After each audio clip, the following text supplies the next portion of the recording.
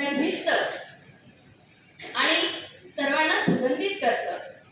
जसा दिवा पेटतो आणि सगळ्यांना प्रकाश देतो, असंच एक की आनंद या जीवनाचा. सगळ्या शिक्षकांना, सगळ्या पदाधिकाऱ्यांना, माझ्या आई वडिलांना आणि माझ्या विद्यार्थ्यांना शिक्षण पेशासाठी हे गीत समर्पित आहे. आनंद या जीवनाचा.